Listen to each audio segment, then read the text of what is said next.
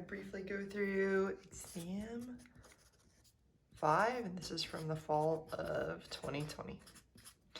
Okay, so our cars use octane and oxygen to produce the energy needed to drive them. And then it gives you a balanced equation of how this happens. This would be octane gas that's in your car reacting with O2. This is a combustion reaction. We should have it memorized. So I could have just said C8H18 and you should have been able to do the rest, knowing that it's going to react with O2 to form CO2 and H2O. It says how many moles of octane are needed to react with 0.46 mole of oxygen. So we know that we got 0.46 mole of oxygen, and the question is how many mole of octane would be needed in order to do this? Well, if we had 25 mole of oxygen, we know that we would need 2 moles of the C8H18. So we take that into account, and we'd start with what we got, 0.46 mole of O2. And we know for every 25 mole of O2, we would have required 2 mole of C8H18. So I'm going to take 0.46 times 2 divided by 25. Keeping in mind that these are infinite number of sig figs, and this one is 2.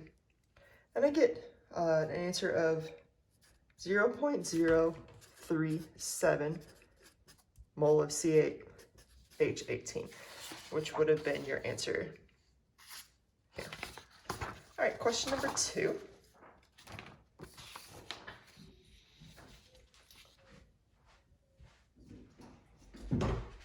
Says, what mass of hydrogen is needed to make 8.1 grams?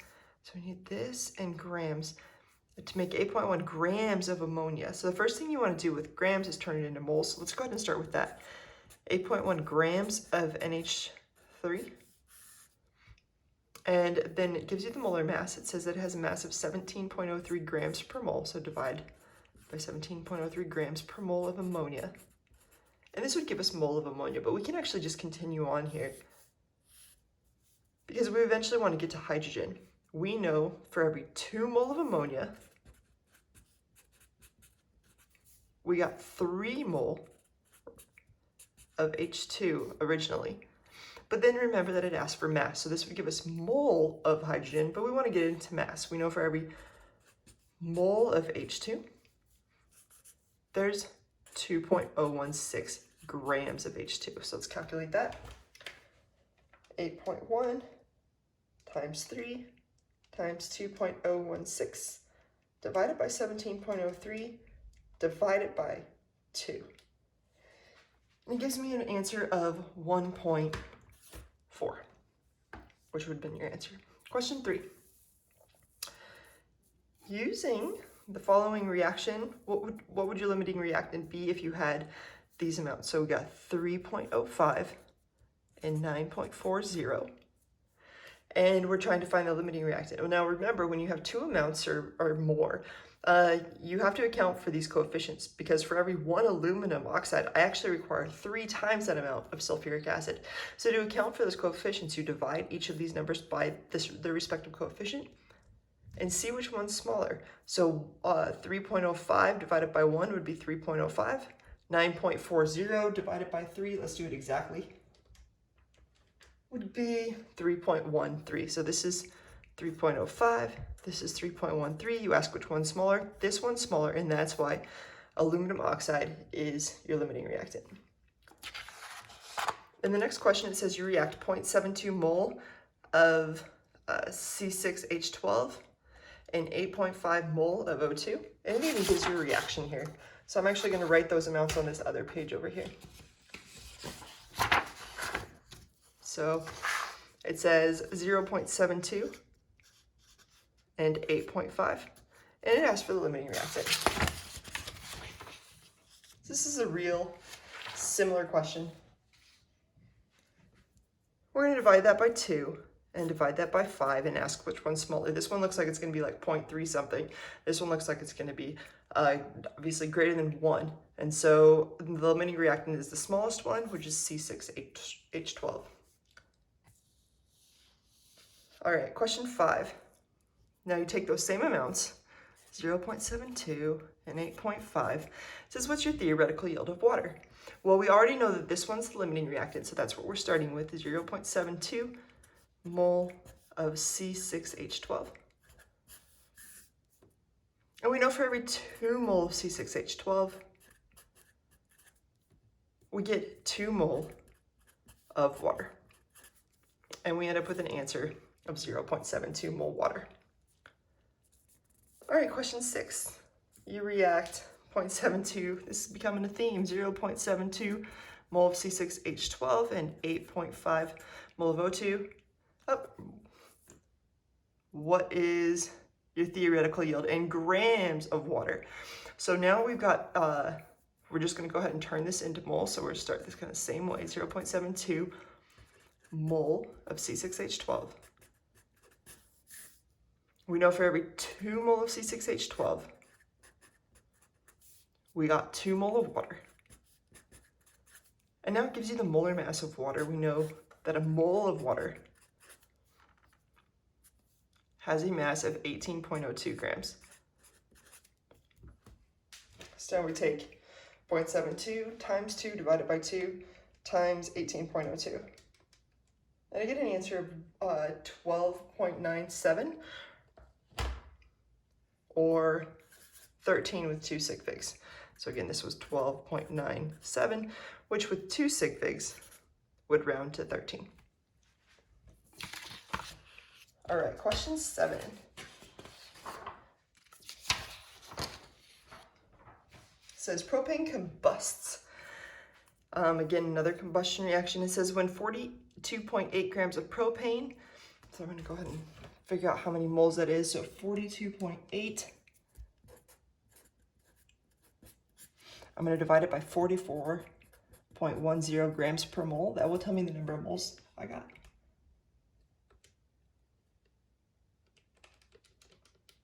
And I get 0.9725. I like to always put mole down here. It says is reacted with excess oxygen gas, in other words, lots. So that makes this the limiting reactant because you have less of this and lots of that. And it says 26 grams of water is produced. 26 grams of water, so I'm going to take 26.0 grams divided by 18.02 grams per mole.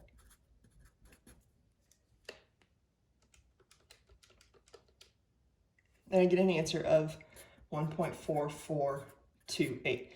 And that would have had 3 sig figs. This one down here also had 3 sig figs. Okay, so, and then it says, what is the percent yield? Well, we know that we made this much water. In other words, this one is actually our actual yield.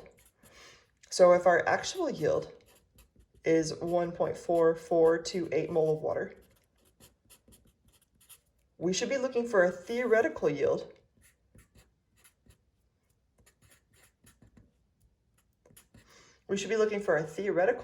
over here, also in mole of water. And that's how we know what to do. And keep in mind, then we got to multiply it by 100% because this is the equation for percent yield. All right, so we start with our limiting reactant, which again is this propane. And it was 9251. I like to keep 2 extra sig figs just in case. Mole of C3H8. And now I know for every 1 mole of C3H8, it would produce 4 times that amount in mole of water.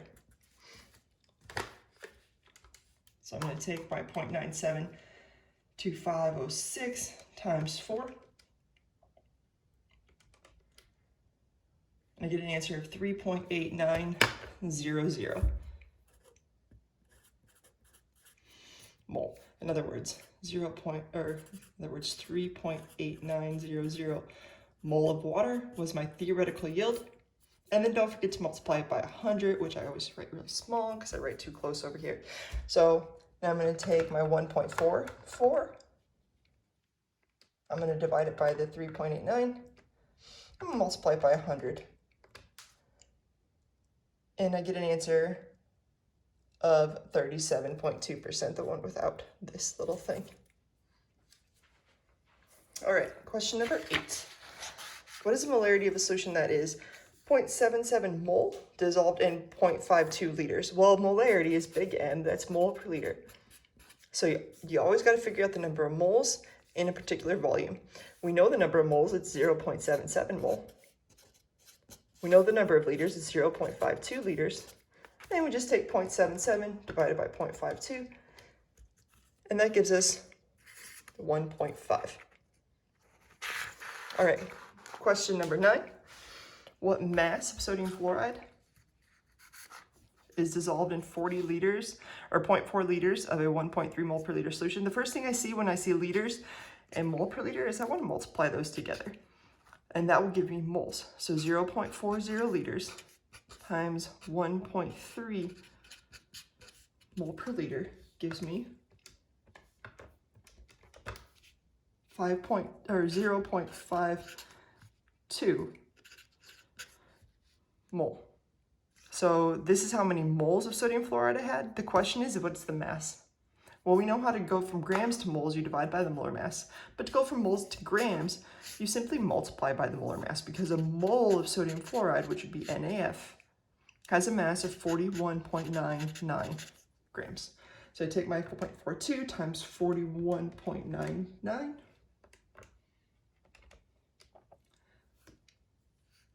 And I get an answer of 22 grams.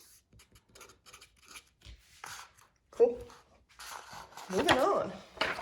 We're almost halfway done.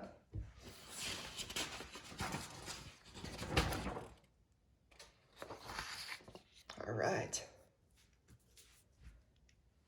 Number 10, you dilute 350 milliliters of a 1.6 mole per liter solution. Immediately, I say 350 milliliters is the same as 0.35 liters times 1.6 mole per liter. Anytime I get the of, I'll multiply them together. 0.35 times 1.6 gives me an answer of 0.56 mole, is what that's saying. So you got 0.56 mole, and you added 250 milliliters. What's the new concentration? Well, you got this container. It originally had 350 milliliters, and they're 0.35 liters. And then you add it to that. Words are very important here. 250 milliliters plus an extra 0.25. So what's your total in there right now? Your total in there is 0.60 liters now. This plus this.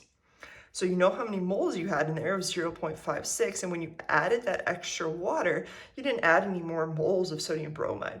You just added water. And so your moles stayed the same. You still have 0.56 mole. And now we're just looking to figure out how many liters you got. Again, you just added them together, and that's 0.60 liters. All right, looks to me like it's gonna be 0.93, but let's do it anyways. 0.56 divided by 0.6 gives me 0.93 mole per liter. All right, question 11. You react 65 milliliters of a 1.2 mole per liter solution. So I say immediately 0.065 liters times 1.2 mole per liter.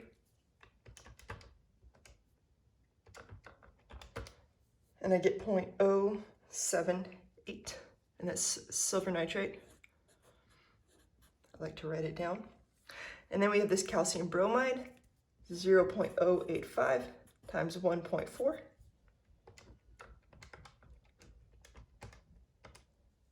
And I get 0.119. But even once you do that, to find the limiting reactant, you still have to divide each one by the coefficient. So I would divide this one by 2 and that one by 1. It's an easy step to forget, especially if this number is bigger and you immediately go to the small one, you forget that you have to divide by the coefficient. All right, so once I've divided by the coefficient, silver nitrate is definitely smaller, and that's why that's your answer. Moving on to question 12. You react 65 milliliters, blah, blah, blah. It's kind of the same information, so let's go ahead and reuse it. And then it says they react according to the following reaction. And what is this theoretical yield of silver bromide? Okay, so we already know the limiting reactant. It's 0.078 mole of this silver nitrate. And we know for every 2 mole of silver nitrate, it's asking for the theoretical yield of the silver bromide. So for every 2 molar of silver nitrate, we get 2 mole of our AgBr. Now that would give us our answer in moles, but the question was in grams. We know for every mole of silver bromide, there's a mass of 187.77 grams. So 0.078 times 2 divided by 2 times 187.77 gives me an answer of 14.6, which would round to 15.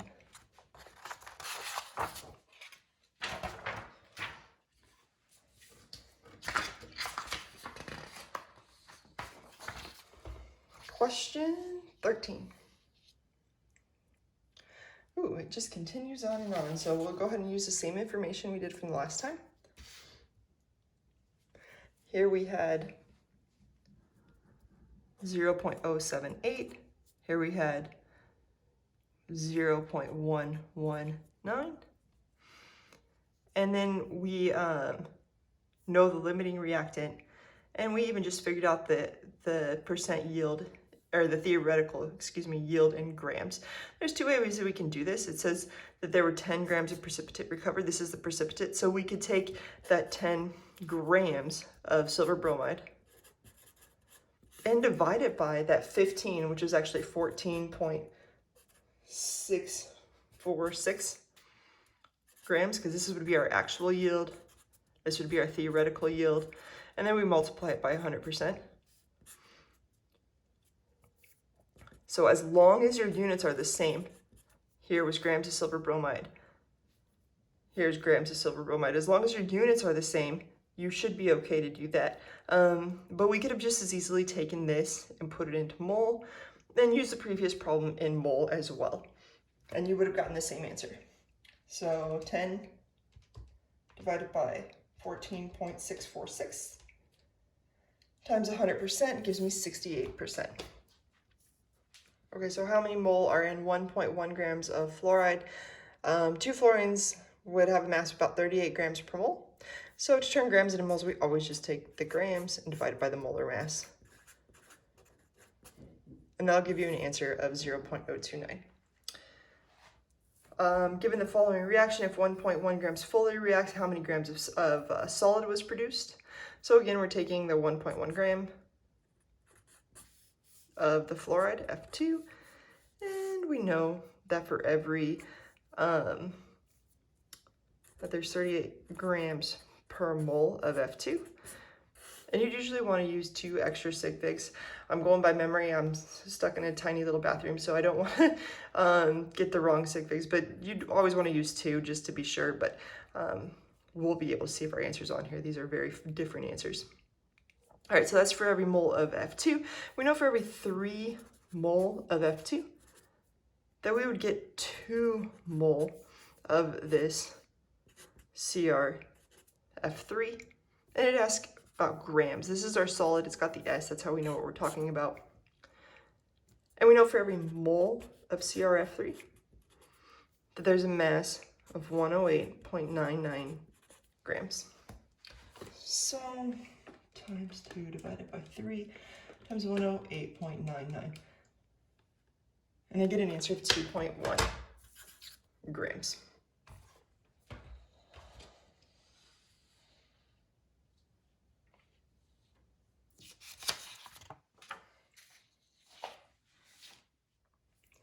Okay, when 18 grams of calcium chloride, so we got grams, we want to turn it into moles. Calcium chloride is CaCl2, that's because calcium has a 2+ charge. Oops, sorry, let me get down here. Calcium has a 2+ charge, each chloride has a -1, so we need 2 of them. Calcium has a mass of about 40 grams per mole. So this is 40, and this is 35.45 plus 2 times 35.45.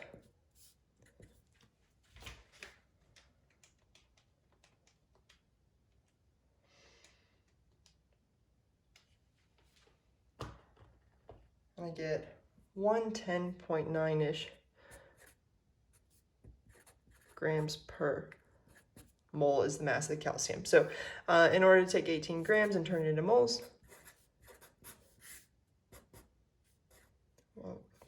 110.9 grams per mole.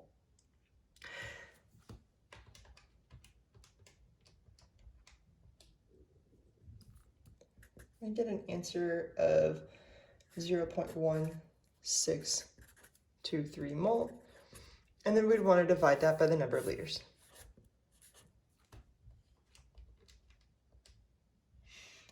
And I get an answer of 0.81 mole per liter. I should have had an extra 0 there.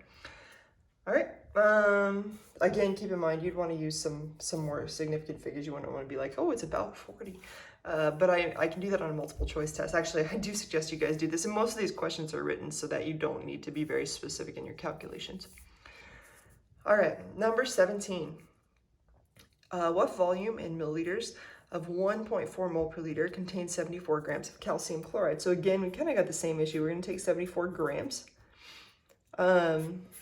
We'll go ahead and divide that by the 110.9 grams per mole.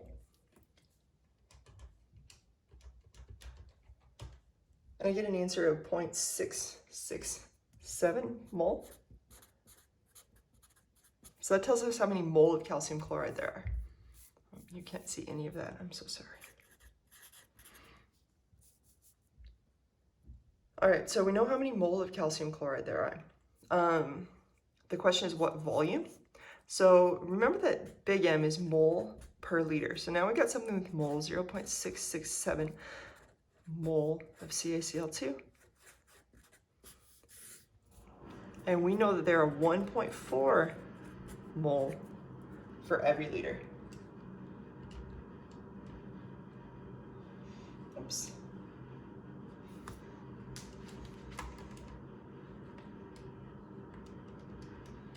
And I get an answer of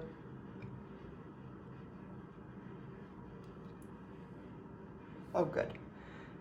And it asks for it in milliliters. I get an answer here of 0.477-ish. But remember, it has two sig figs, so really that'd be 0.48. And then it asks for it in milliliters. This is liters. So milliliters, you'd move the decimal point 3 times back, and that's how you get an answer of 480. All right, question 18. When 1.6 liter of a 3.2, boom shakalaka, multiply that together. 1.6 times 3.2, that gives us moles. I get 5.12 mole. And it says it's diluted to a volume of 5.5 liters. That means you got, you originally had 1.6 liters in there. It was 5.12 mole. And then you added a ton of water all the way up to 5.5. So we got that many moles divided by 5.5 liters. And you get an answer of 0.93 mole per liter. All right, question 19. When 74.9% of a 1.4 molar beaker is poured into a solution, what is the concentration of the solution in the beaker? It doesn't matter how much stuff you're pouring in. If you've got tequila or something like that, let's say it's 100 proof, and you pour that tequila into a tiny glass and a big glass, it didn't strengthen or weaken that tequila. It's still 100 proof in here, and it's 100 proof in here. For the same reason, if you've got something that's 1.4 mole per liter, and you pour a certain amount of that, no matter what that is, into another container, it's still gonna be 1.4 mole per liter. So the answer to question number 19 is gonna be 1.4. All right, finally we get to question number 20. That answer is A. No, I'm just kidding. That answer is definitely C. So, all right, y'all, hope this helps. Good luck.